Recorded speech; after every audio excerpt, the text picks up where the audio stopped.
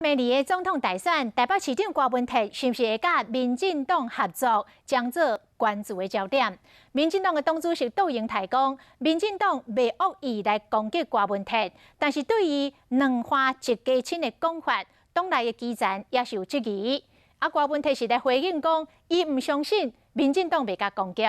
伊讲伊要去参加两花论坛，已经做好防骂的准备了。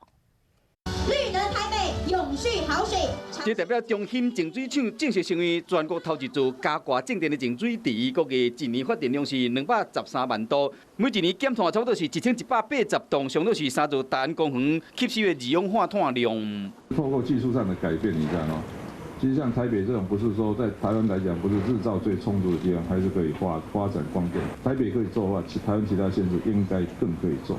纳萨太阳能发电，郭文哲将在7月7到上海参加双城论坛。民进党主席杜英台认为，郭文哲无放弃两花一家亲的主张，和今日立言基层我都接受。没有争议的先谈嘛，所以主要还是我想还是会讲一些北台湾跟上海的一个经贸的计划，两边完全没有正式的沟通管道的。我认为也不是办法的，反正我预期会怎样变 K 我都晓得。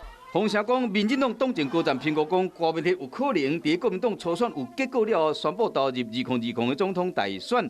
杜英台嘛讲，未对郭文哲恶意的攻击，不过国家认同甲主权爱愈辩愈明。安抚啊，麻醉药吧，他们只会放狗咬人啊，他们也不会自己来咬啊。每个都说不会啊，我在问嘛，吴祥辉是谁？那吴祥辉是自动自发打我的。双城论坛要举行啊，郭文哲唔那将再度面临两花议题路线的争议。上海之行所带来声量，恐惊嘛变成伊敢会参战的重要关键。